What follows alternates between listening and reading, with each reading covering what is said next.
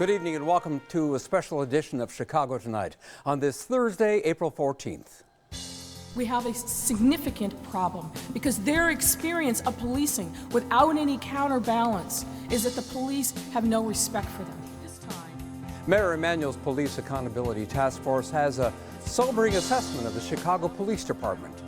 We talk about the findings and recommendations with the authors of the report and a live studio audience on this special edition of Chicago Tonight.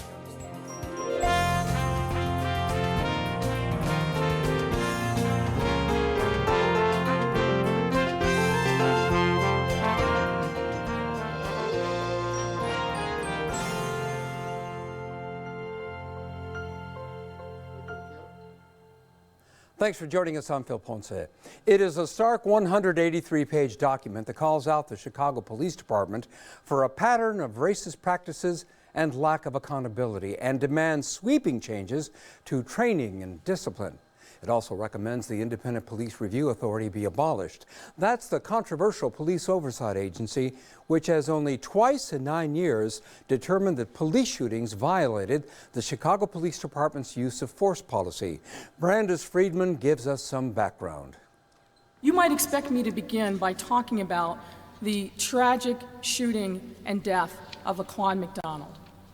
But in our mind, the issues of race and policing, which go hand in hand and are something that has to be talked about and addressed front and center, those issues really go back decades.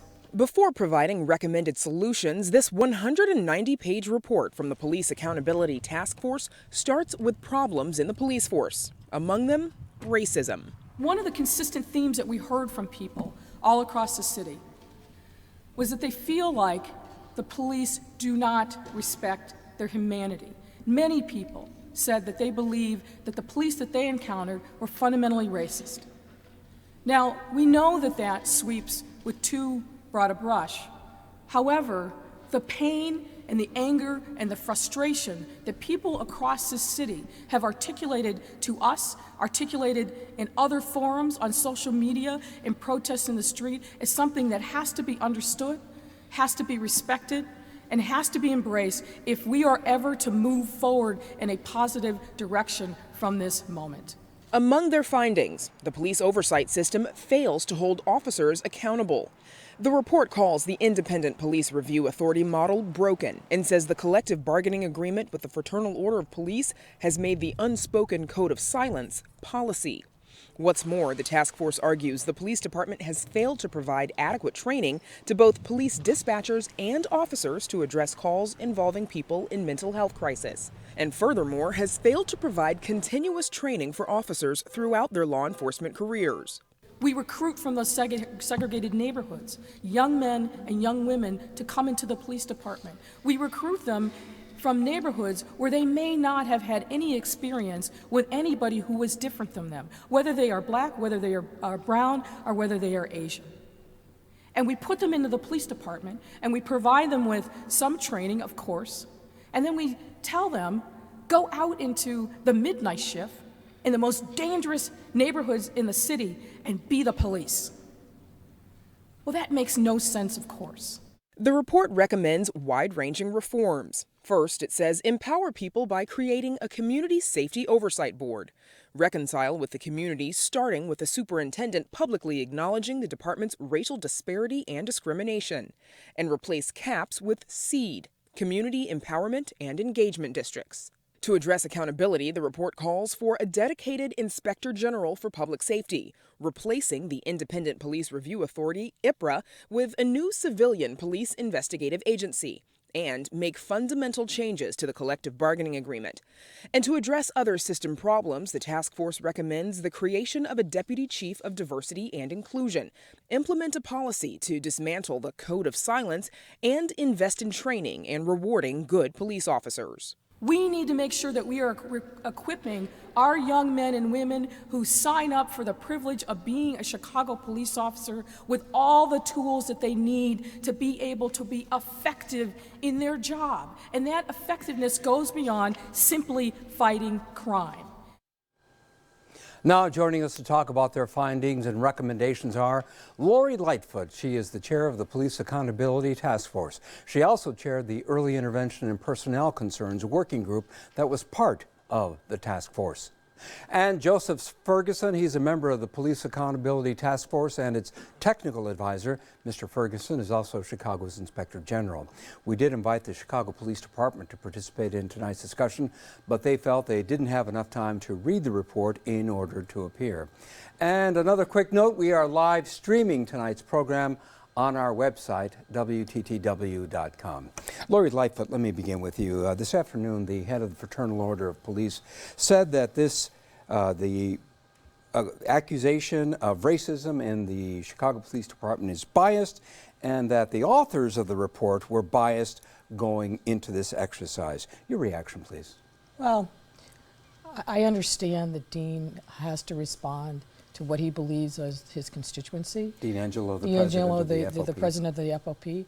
But I think if he reads the report and actually takes time to look at the specific findings, think about the recommendations, what he's going to find is that overall, if our recommendations are actually implemented, that we have a lot of tools that will empower the police. For example, we spend a lot of time talking about the deficits in the investment in the human capital, the most important asset of the police department. We talk about training. We talk about career development after officers leave the academy. And we talk about making sure that we equip them with cultural literacy, so that then when they go out into these neighborhoods that may be different from their experience growing up, or maybe different than what they've been used to in the police department, that they have the tools that they need, not just a gun and a badge, but they have a whole array of tools that will help them interact with the community and understand the challenges that people in the streets are facing. Joe Ferguson, the task force found that racism in the department is a major and deep problem. What would you say is the most important step in addressing that? Professionalism and understanding. And one of the issues that was raised by Dean Angelo, and it's something that's been much in the news, is morale in the department. And what we have right now is a situation where people on each side and each facet of what should be a relationship being demoralized, not speaking with each other, not understanding each other. And so fundamentally, there needs to be an understanding on the side of the police that certain practices, certain modes of communication foster this impression of racism, and on the other side, with the community. And it isn't just two sides, it's multifaceted. On the side of the community, an understanding of what the officers are endeavoring to do, why they endeavor to do it, and figuring out how to start a dialogue to work collaboratively, because ultimately the effectiveness of a police department devolves to legitimacy in the community. Brandis Friedman is with the audience with a question or a comment. Brandis? Right, Phil, I'm joined by Brianna Johnson, 11th grader at Lincoln Park High School. Go ahead with your question, please. Hi, I have two questions. My first question is, what type of advice can you give teens if they come in contact with an officer that is verbally abusive? And then the second question is, what methods are you going to use in the future to change the racial imbalance within African American teens? Well, those are very good questions, and as part of our work, we talked to a lot of teens across the city, and there was an interesting dichotomy in the way that they perceived the police. Kids that had experience with officers in their schools or had experience with officers outside of kind of normal day-to-day encounters on the street had a very different impression. They had an opportunity to see the police as individuals. They had an opportunity to experience the police in a different, non-volatile, non-hostile setting, and in those situations they had, by and large, a very favorable impression of the police. Markedly different when we took that conversation outside of the schoolhouse. And what that told us is that it's all about relationships. It's all about establishing goodwill, making sure that you see each other's humanity, both sides. And I think that if we can break down the barriers to people understanding each other, get officers out of the car, to have time to actually build relationships in the community, I am confident that we'll go in a long way in doing that. But I think the other thing that we need to do, and this is one of the things that we speak to in the report, is get officers to understand where kids are in this city, particularly those kids who are growing up in neighborhoods that are devastated by crime. There's a lot of trauma there. There's a lot of science around the physiology of what the juvenile brain is like at a particular stage. That's all information that should be an intrinsic part of the training that officers receive before they hit the street, and should be updated in mandatory training that happens every year. And I think we need to think of ways to bridge that gap so that kids see that there are a lot of really good officers that are out there that are trying to do the right thing, and that officers understand that every young person that they see, particularly young men of color, isn't some criminal that they need to treat with a level of aggressiveness as if they are not deserving of respect. Also in the studio tonight are some of the other folks who were part of the police task force process. They are Sybil Madison Boyd, she's a member of the task force and a leader on the Community and Police Relations Working Group. Victor Dixon, also one of the 8 members of the task force and the leader of the Community and Police Relations Working Group. Richard Wooten, a former Chicago police officer who served on the Community and Police Relations Working Group. Maurice Clausen, he's a task force member and chair of the Police Oversight Working Group. Alexa James, a member of the task force and chair of the De-Escalation Working Group. Randolph Stone, task force member and one of the leaders of the Community and Police Relations Working Group. And Sergio Acosta, he is a task force member and chair of the Video Release Working Group, and we're grateful for them to be here as well. Richard Wooten, as a former police officer, getting back to the issue of racism, was systemic racism in the Chicago Police Department part of your experience? Racism exists no matter where you are. Unfortunately, Chicago police officers are held to a higher standard, where racism can actually, really ruin a career. It can build negative relationships in the community. So you have to be able to, kind of take yourself out of your natural state and put yourself in a position of professionalism and allow yourself to become more sympathetic to a person's need. But did you see instances where that was not happening among your fellow officers? Yes, quite naturally. It happened, many occasions throughout my career. Give me an example of something that you saw or you observed. I was telling someone just earlier about my experience when I first came on the job back in Inglewood. It was this officer who I prayed that they'd never put me with again. Well, he had a very, very negative impact on the African American community. What he would do is approach a person on the street and literally strip search this person in broad daylight on the street. And I looked at it and I felt bad for the gentleman that was actually being stripped out there in the middle of the street. And I didn't say anything to the guy throughout our shift. And then we're driving down the street, and then another incident occurred where this guy happened to notice him, and apparently they know when you're going to stop him. And the guy just broke out and started running.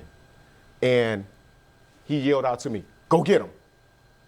And being a rookie officer, I jumped out the car and I started chasing him. And when we apprehended the guy, I thought about what just happened. Not only was he treating the guy on the street earlier, with disrespect, but he disrespected me by the tone that he used with me in the car. And I went back into the station. I asked his secretary at that time, I said, "Please never put me with that guy again." Because this is what he was known to be. And as I actually began my career, I started seeing a lot of that within the department. Let's get back to the issue of the potential impact on morale, because another thing that Dean Angelo, the head of the FOP, said this afternoon, Lori Lightfoot, as you probably know, is that this report would make already low morale tank. Obviously, one of the worst things, if not the worst thing you can call somebody in this society, is a racist. I mean, you're fully aware, clearly, of the incendiary nature of this characterization of some police officers. Well, look, I think we have to be clear about what the report says and what it doesn't say. We did not say, and we didn't specifically find, that the department is racist. We did not find that every single officer is racist, and we certainly didn't find that every single officer is a bad cop. What we did is we reflected what we were hearing from people in the community about what they felt and what they believe were the motivations of the police. What we also did is to put into context some of the police department's own data, which shows a specific disparity in stops, in searches, in shootings, in taser discharges that disproportionately seem to be affecting African Americans. And then when you look at how it is that African Americans are stopped, even in areas in the city, in the 18th district and the 19th district, where the black population is low, there's still that disparity. What we're saying here, Phil, is we've got to look at these issues because the perception among a significant number of African American and people of color in the city is that they are not treated with respect by the police because of their race. Now, that perception becomes reality. And in order for the police department to move forward, to really get back to the essence of community policing, they've got to deal with that reality. And they've got to meet people where they are. But clearly, there are a lot of police officers out there struggling every day to do the right thing. They came into the job for the right reasons. They're on the job for the right reasons. And what I would say to Dean Angelo, and I will say it to him directly, is read the report. There's a lot in here that I think is respectful of the dangerous and difficult job that police officers face, but is also reflective of what we heard from people all over this city that have a great concern about the way in which we are policing. And the final point on that is there's a lot of surveys that have been done of Chicago police officers. I think they feel like the fix is in, that they don't have a career path, that they can't be promoted fairly, that they're not getting the training and support that they need. That is reflected in surveys after survey that has been done by them. So yeah, there are challenges. There's absolutely a morale problem, but I think if people actually dig into the details of our report, they're going to see that we provide a roadmap to empower the police by providing additional training and support and resources to help them do their job more effectively. Maurice Clausen, you're one of the authors of the report as a member of the task force. Do you get the police's viewpoint that making this kind of accusation, obviously, as Lori Lightfoot just said, not against all police officers, but on a strain of activity or a mindset among some police officers, that they would take it as a slap in the face? Is that a surprise to you? I mean, certainly if they read the headline, I think I can understand that. But if they read the report, the entire report, I think they'll understand that we took a lot of their concerns into consideration. As Lori mentioned, we reviewed many surveys, one that actually noted that 98% of Chicago police officers believe that the career track is broken. 74% believe that they were afraid they were going to make an honest mistake and be punished for it through the discipline system. So what we sought to do through our report was address a lot of those same concerns, which we think will actually lead to increased morale, will improve officer behavior, and will lead to a much better department. We go to Para Schutz. Para Schutz, who do you have? Phil, we're here with Pat Fioretto, who is the general counsel or labor attorney for the FOP. Am I correct? Yes. Yes, labor attorney. Okay, Pat. Ms. Lightfoot, I won't comment on behalf of Dean Angelo, but I will assure you that he did read the report completely. My question to you is, what specific provisions of the collective bargaining agreement did your panel find somehow enhances or promotes this code of silence, and how? And the collective bargaining agreement that I'm talking about, by the way, was unanimously approved by the City Council and signed off by the mayor. And second, do you recommend that the parties negotiate any changes when the proper time comes to renegotiate a successor agreement, or are you and your panel suggesting that we somehow implement and negotiate those changes now? Thank you. Well, there are a lot of layers to your question, so let me try to address them in turn. There are things that we found in the collective bargaining agreement that we believe are troubling. For example, I'll start with one of the most incendiary, and that is the destruction of disciplinary records after 5 years. Now, you make the right point, which is this was a bargained agreement. There were two sides to it. It was unanimously approved by the City Council. And that's something, frankly, that I think those folks are going to have to give account for. Another provision in the collective bargaining agreement that we have great concerns about is the affidavit requirement. You've seen the numbers, if you read our report, that because of the affidavit requirement, 40% of complaints that are brought by citizens aren't investigated. That's a problem.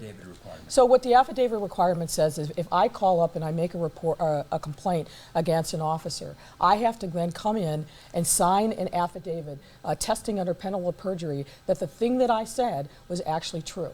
Now, at first blush, that might not seem like a big deal, but the reality is you're talking about lay people who are coming in, being faced with a piece of paper that says, I'm attesting under penalty of perjury. And a lot of people we heard from feel like that potentially exposes them to criminal liability, and it's intimidating. And the fact of the matter is, people ought to be able to make a complaint. The complaints ought to be investigated, and they should rise or fall on the quality of the information that is provided by the complainant and the facts that are developed in the course of the investigation, without this extra hurdle that we have here in Chicago and Illinois that a lot of jurisdictions across the country don't have.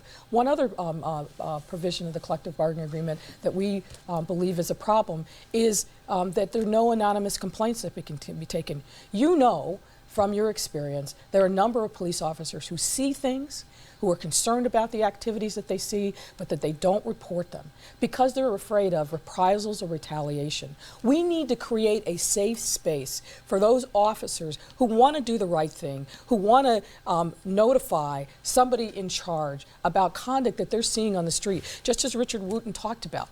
If he would have made that report against a senior officer as a rookie, what would his career have been like? Why can't we have, like a lot of companies have, like the Department of Defense has, an anonymous hotline, a whistleblower hotline, so people can call in, say what they need to say about complaints. But that is not possible under current collective bargaining agreement. And as you know, the contract expires next year. This is something that ought to be done in the normal course. And a real quick reaction to that before we move on. Well, I just want to ask you, Pat, are there things in this report that the FOP would be open to changing in the collective bargaining contract? I think when the time comes to renegotiate a successor agreement, everything is open for discussion. Let's go. Let's move on. Joe Ferguson. The report also recommends eliminating the controversial body IPRA. How would that? First of all, reiterate why that should be. So, IPRA was created back in 2007 to separate out the same function from the police department, give it more authority, give it ostensibly more independence. And the first thing that was done was the old operation that preceded it was simply poured into IPRA. So it started out with all of the problems that it was seeking to solve operationally, first. Second, the performance since 2007 is deeply, deeply troubling. As Lori noted, and this is not entirely the fault of IPRA, 40% of complaints can't be investigated in the first instance. But what that creates in the public's mind is an agency that actually isn't doing its job. And perception here becomes reality. Beyond that, and the data shows that there is significant institutional bias and racial bias in the outcomes of investigations over that 8-9 year period. And then the one thing that everyone has grabbed onto is that over 400 officer-involved shootings investigated, and less than 1% of them are found to have been inappropriate. Paris, you have somebody. Yes, Phil, I'm here with Krista Noel. She's the founder of a group called Women's All Points Bulletin. Krista. First of all, I thank you so much for the report. It's pretty good. I think it's a good beginning and a nice start for the DOJ. We always talk about racism, but you lost on gender. And my question is, there are issues that are specific to women, and where's the statistics on intimate partner violence perpetrated by the police and sexual assault perpetrated by the police? And this is under IAB, and that's police officers investigating police officers, and it should be independent as well. So I'm wondering where's the gender side, and whether or not you would have a follow-up report that would have be based on gender. I think that's going to be covered by the DOJ. As you know, the DOJ came in, indicated that it was going to be investigating the police department for a pattern or practice of unconstitutional policing. They specifically carved out the issue of use of force, and they've been doing, from what we've seen, a very, very deep dive in exactly some of the issues that you bring up and beyond. So we expect that to be covered by DOJ. And frankly, we had a specific scope for our work, but anything that you believe needs to be covered that we weren't able to touch, I'd highly recommend that you focus that, put it in a letter. We can get you the contact information for the folks at DOJ, and I am confident that they are going to be covering a much wider swath of issues related to not only use of force, but the internal practices of the Bureau of Internal Affairs, because that is definitely an issue. Joe Ferguson, the report also recommends that the city create a dedicated Inspector General for public safety. How much will this cost, and what kind of staffing would you need to make that happen? Using a couple of other jurisdictions as a point of comparison, and there are lots of numbers that people throw out here. Some people throw out a percentage of relative to the police department's budget that is astronomically high. Others do it on the basis of ratio of personnel in this office to the number of police officers. Using New York specifically as an example, the size of their police office, the size of the dedicated Inspector General that was created in 2013, October of 2013, and the experience there, we believe it's about 25 to 30 people who would be dedicated full-time to the task of auditing and secondarily to some form of monitoring of the police department. There are two early intervention systems in place to deal with problem officers, but they have rarely been used. So how should problem officers be dealt with if the existing systems are not effective? Well, first of all, you have to have a commitment to doing something.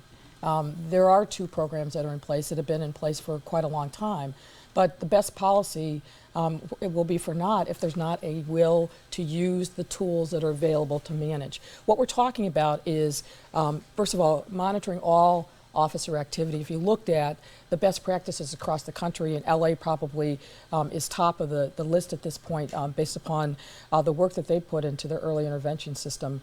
You have to do peer-to-peer comparisons, so you don't want to compare an officer that's working in a fast district with an officer that has a desk job. But this is not rocket science. These are models that are out there that can easily be dealt with. But fundamentally, you have to rethink the importance of investing in the human capital. You have to equip supervisors with the training that they need, and frankly, you ought to have the promotion criteria involve the ability of the supervisors to manage the health and well-being of their personnel, and then you've got to give them the tools that they need to manage it, and then hold those supervisors accountable for making sure that they are identifying officers that need intervention, have a specific set of interventions that can be used, and then I'm confident that if we do that and we measure it and we hold folks accountable, that we're going to see a dramatic change in the culture of the police department. But where it starts is with at the top and having the leadership embrace the need for this kind of a management tool. Victor Dickerson, why do you think the current structures and policies are not being enforced? Well, that's just a really great question. I mean, one of the things we did was looked at the policies, and we found that in a number of cases there were policies in place that they just weren't being practiced. And some of those things really have to do with just management. I mean, for example, in the area of policies that have to do with bias, we recommended that the police department put in place a deputy chief for diversity, someone that would actually look at the policies, look at training, and ensure those kind of things that need to be done to make sure there's fairness in policing happen. So, you know, there are policies that just aren't followed, and it seems like it's a management and leadership issue. And so most organizations, there are things that are done in leading and managing organizations that just simply aren't done. I mean, you were talking about the early intervention system. They have that in place, but it's not being implemented. You know, there is a discipline matrix that the department has worked on, but it's not being implemented. And so there's a CAPS program, but it's kind of been disinvested. I mean, so, you know, some of these things, there has to be focus, there has to be leadership, there has to be management to make sure that it happens. Before I go back to pair of shots, Joe Ferguson, you wanted to weigh in. The simple fact that they're not being done is news. The simple fact that no one knew that they weren't being done is news. And that is exactly why you need some form of audit-based IG function that is looking to see whether it is done. The why is a very, very complicated issue. It may go to culture, it may go to leadership, it may go to some form of political will with respect to the investment in the officers and the programs necessary to make sure these things are done. But the fact that one of the factors of the matter here is it's news that it hasn't been done. And so to the outside world, we've got all the right rules and we've got all the right procedures, but no one knew that they weren't being used. Paris Schutz. Phil, I'm here with John Kennedy, who is the General Counsel of the National Alliance on Mental Illness. Thank you, Phil. I have a question about the task force report relative to the police department and 911 service of those suffering from mental illness or who are in crisis. The task force observed that the 911 dispatchers don't flag nearly as many of the calls involving those living with mental illness or who are in crisis. And it refers to a product called Smart 911 as something that may be available for us here in Chicago. Could you explain how Smart 911 works as it relates to 911 and how it fits into the greater scheme of how the police department can better serve those living with mental illness? You know, I think, can I ask Yes, Alexa absolutely. James I was gonna punt to her anyway. All right. Alexa James, you worked on this issue dealing with mental health. Your reaction to that question? So I think we have to set the context a little bit about how complicated it is when calls are coming into 911, because we're really relying on a lot of parties. We rely on the caller who's in crisis or highly anxious, no matter why they're calling 911, to give a tremendous amount of information to the call taker. We're relying on the call taker to ask the right questions so that officers are safe and equipped to respond to situations that are highly unpredictable.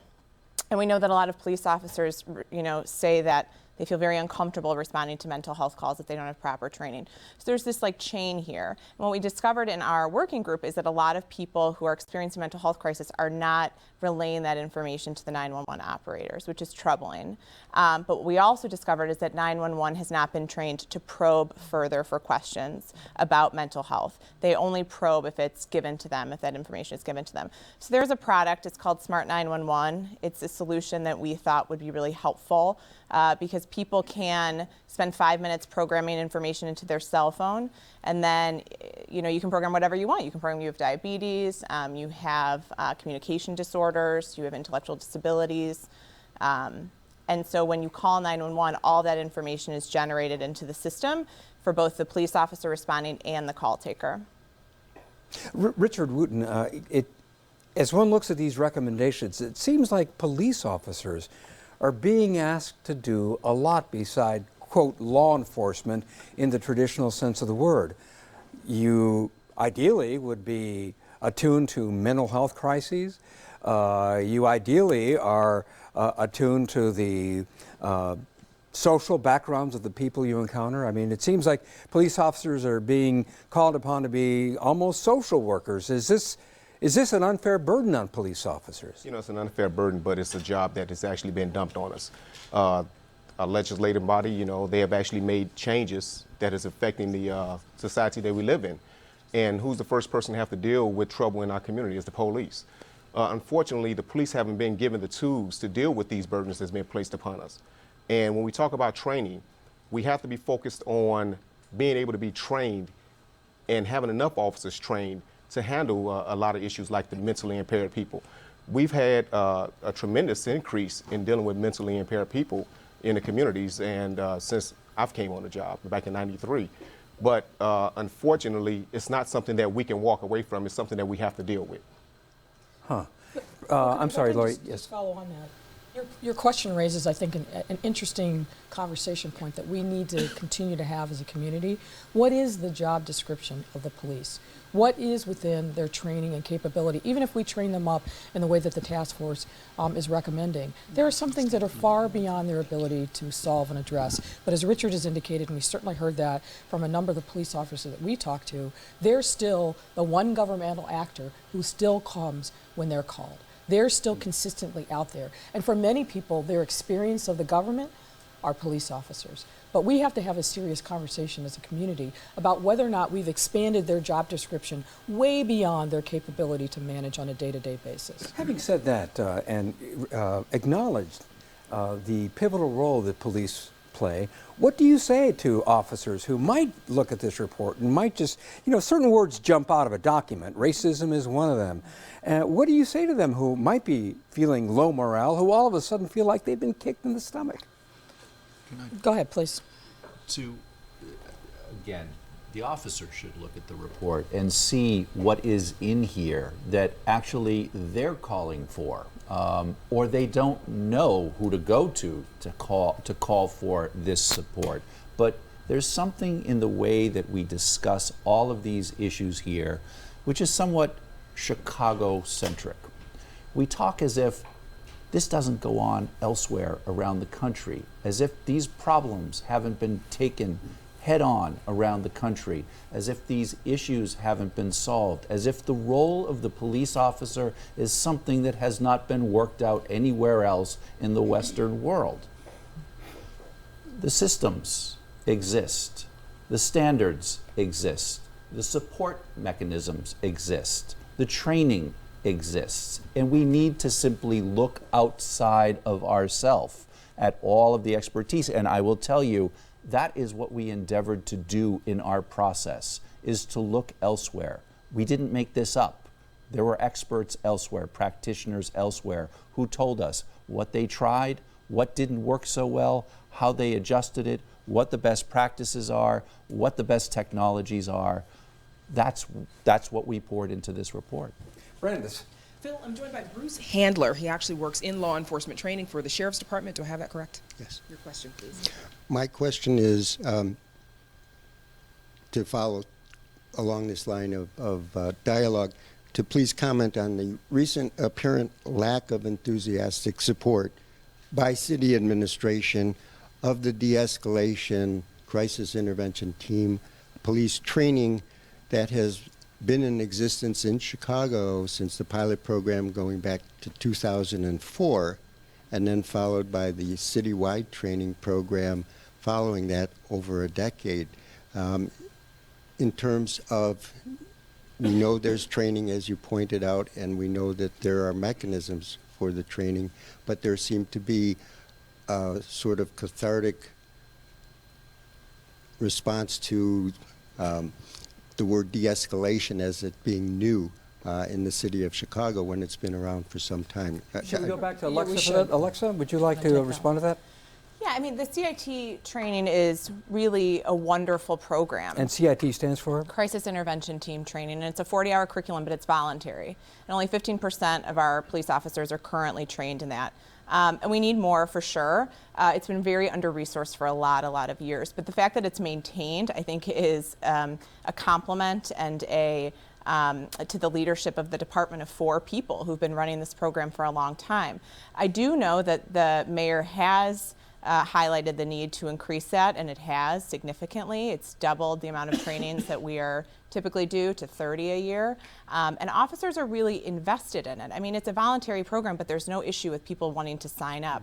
I think what Richard said is important. There's a lot of responsibility on officers, and how can we, and how does this report really speak to, these are tools, these are supports, here are some opportunities to make sure that your job can be done with all of the tools and all of the capacity possible. So CIT is being reinvigorated. We certainly need more investment in it. And we also need the community to know that it exists so that they can call upon those officers when they are in crisis.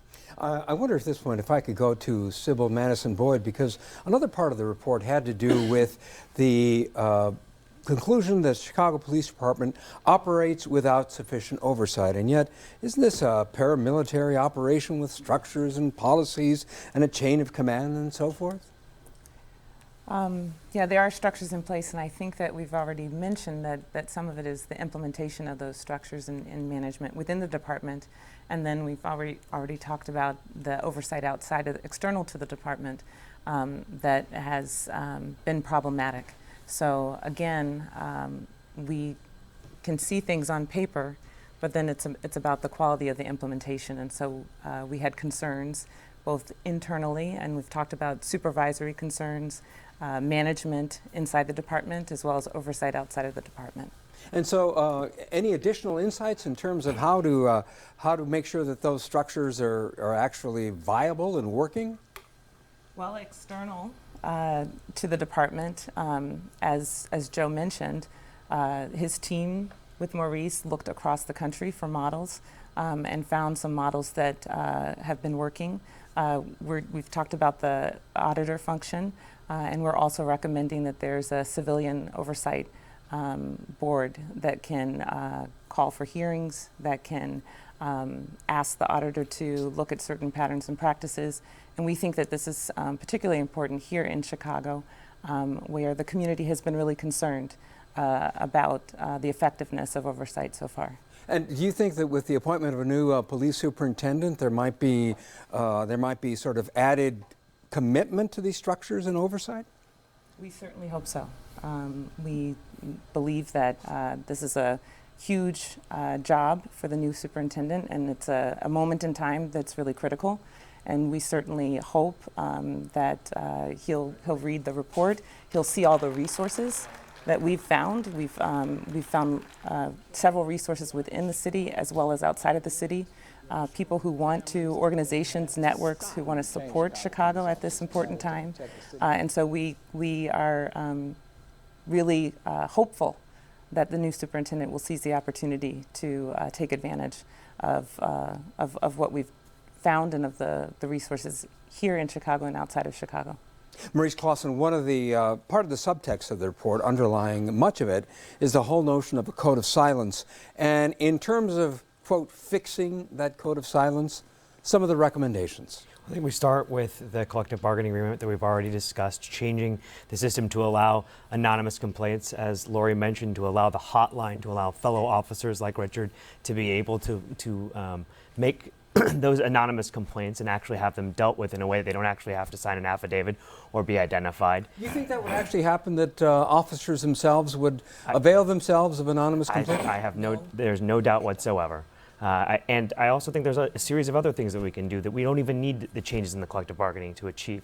We can eliminate command channel review, the need for consistent review from various layers of command staff, and then those reviews to be considered by arbitrators. We can take a more efficient approach to the arbitration approach. We can also look at the way that we actually train officers and teach them that we are encouraging them to report acts of misbehavior, and we've actually recommended a duty to intervene. We actually believe that officers, if we can change that behavioral switch, where an officer, instead of being afraid to comment about other officers' behavior, we can actually encourage them to say, hey, that's actually wrong. We need to actually change this behavior, and we need to improve our department.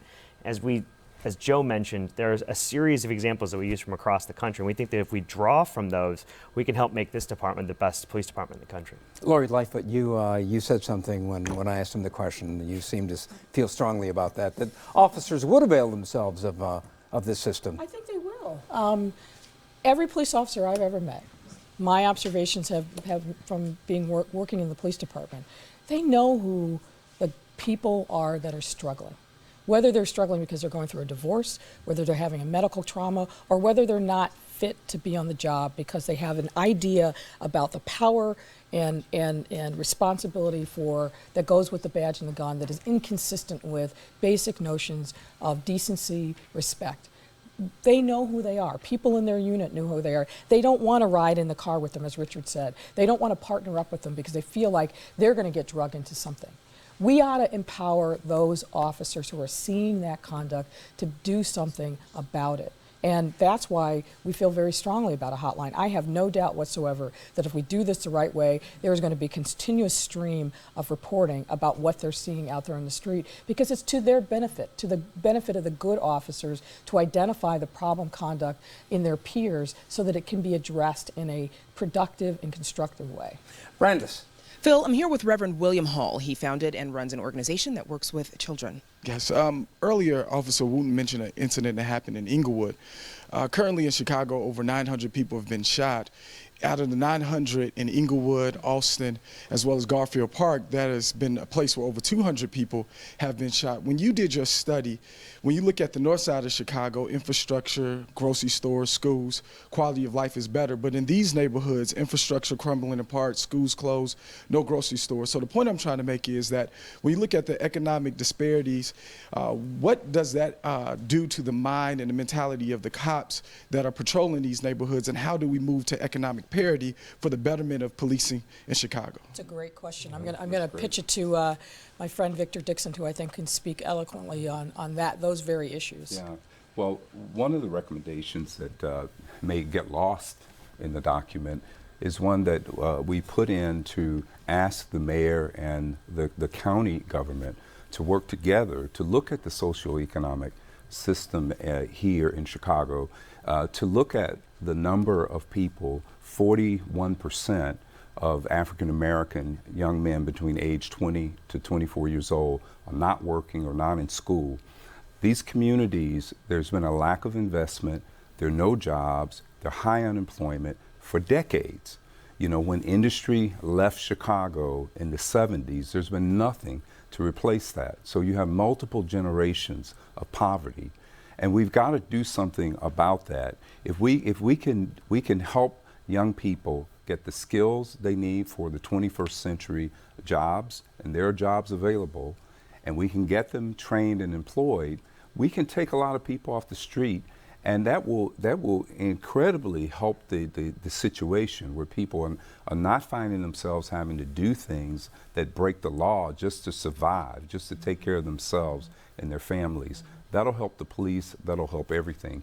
There really needs to be that kind of investment. Joe Ferguson. At the moment, we're talking about police issues. Mm-hmm. This is a whole government problem, and all of government needs to be brought to bear on this moment and the problems that we have, not just here, but in inner cities all over the country.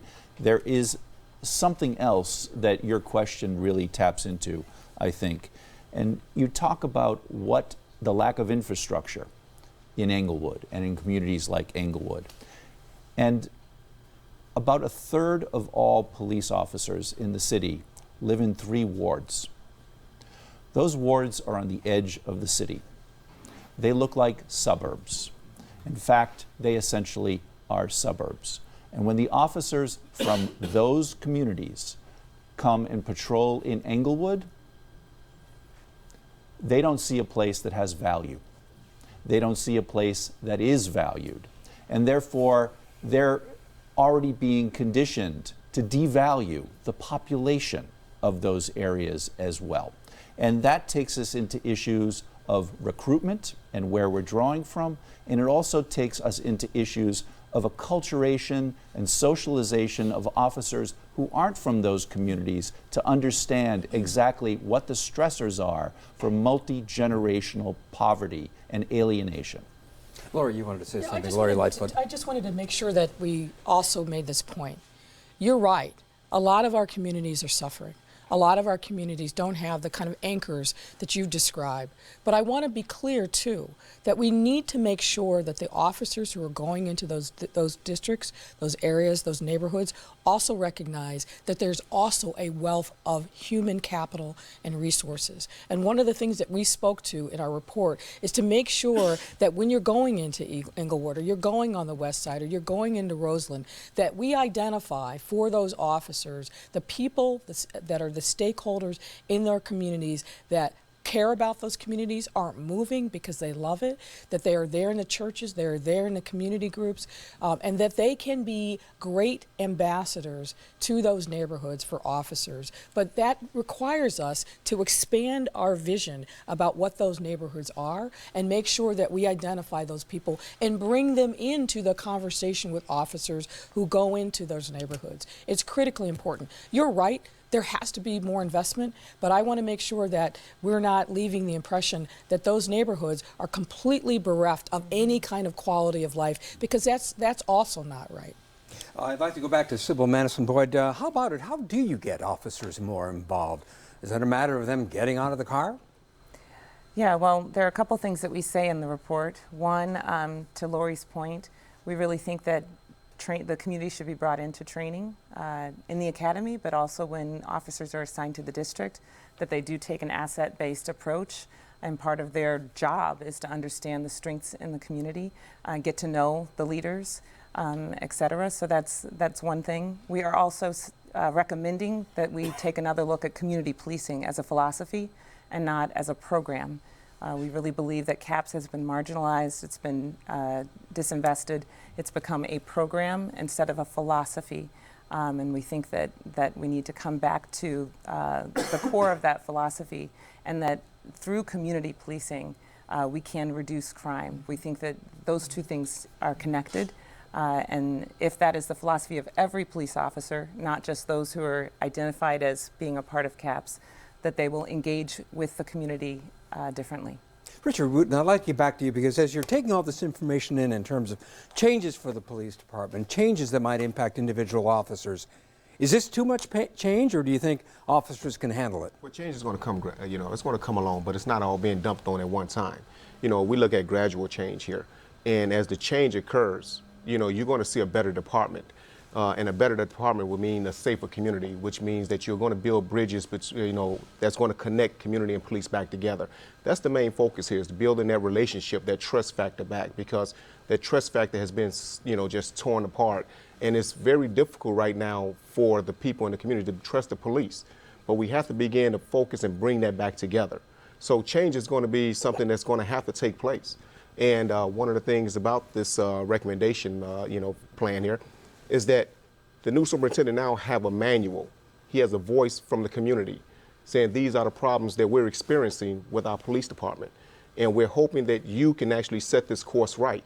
So we're giving you a blueprint of something to actually work off of now. Paris. Phil, I'm here with Patricia Andrews-Keenan from an organization called the Tallulah Group. Yes.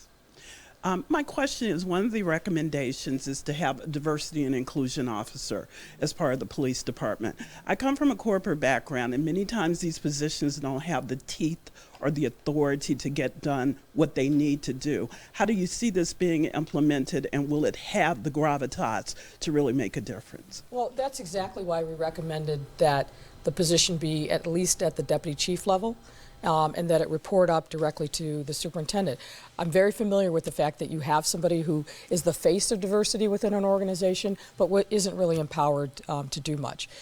That will completely defeat the purpose that we are intending. We want to make sure that that person has the same kind of rank as the people that are out there figuring out crime strategy, that they have the resources that they need to actually be able to do the job, and that they're heavily invested in every part of the recruitment, the training, and doing their own analysis of whether or not the department is meeting the standards that it's set for itself on diversity and inclusion.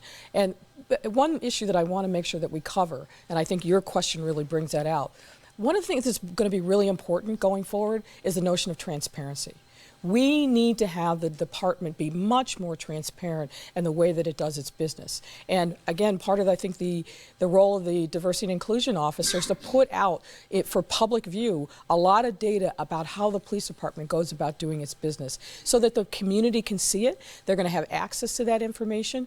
And as the saying goes, knowledge is power. Victor Dickerson, did you want to weigh in on that? Well, I was just going to mention that in the auditor function in the Inspector General office, one of those responsibilities would be to monitor what's happening there as well. So that office would be looking at the policies, looking at the training, what are we doing to deal with implicit bias, cultural competency, the tracking and measuring of performance, and looking at that on a going forward basis. So that external monitoring, even of that diversity function, is a part of the auditor function in the recommendation. Lori Lightfoot, my understanding is that you were to have met with the mayor this afternoon, did you? We met with him yesterday afternoon. Oh, I see. Well, how did he react to the report?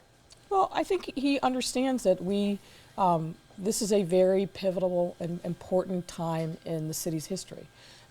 He just saw the report for the first time when we presented it to him yesterday afternoon. I know that he's going to take time individually and also with his staff to really pour through the findings and the recommendations. We had a very thoughtful conversation with him, and I'm confident the conversation will continue. These are big times. These are big challenges, but we in Chicago have to meet the challenges.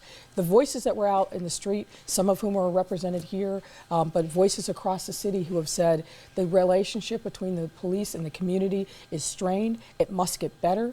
As I said before, the police department is one of the most important institutions in our city, and we need it to work. And we need the men and women who are putting their lives on the line every single day to feel like we've got their back. And we provide a lot of recommendations and thoughtful conversation in this report that I think really speaks to that need of those men and women that are on the street, but obviously also speaks to the pain and the anger and the frustration that many people across the city are feeling. And we expressed that in no uncertain terms to the mayor, and I think he understands that. Yesterday you said, God bless the new superintendent because everyone wants him to succeed. Do you plan to meet with him and go over these recommendations? I absolutely do. And we're trying to line that up. We've been a little busy in the last 24 hours, but no, we need to sit down with the superintendent, with his leadership team. We're going to be doing the same with FOP to walk through these recommendations, the findings, answer any questions they have, and again, get their feedback. I think this is a conversation that has to continue, and it has to continue with all the relevant stakeholders. We're almost out of time, but Brandis, you have somebody. I do. Jason Hahn is a civil rights attorney. Your question. Yes, thank you for appearing, and also I definitely agree with you that having an anonymous hotline where whistleblowers can call in is a great way to break up the culture of silence, the code of silence in the CPD. But of all the recommendations from the whistleblower hotline to removing IPRA and replacing it with a citizen entity, which of these recommendations do you think is the most necessary and perhaps the most feasible? And a very quick answer, please. All of them. That's a quick answer. But she's not making a joke there. Yeah. This is holistic. We're talking about an ecosystem. And we'll have to leave it at that. We thank you all for your participation here. Lori Lightfoot, Joe Ferguson, thank you all, and thank you to the members of the task force and to the studio audience. And that is our show for this Thursday night. I hope you join us tomorrow night at 7 for the Week in Review. Now, for all of us here at Chicago Tonight, I'm Phil Ponce, and I thank you for watching. Good night.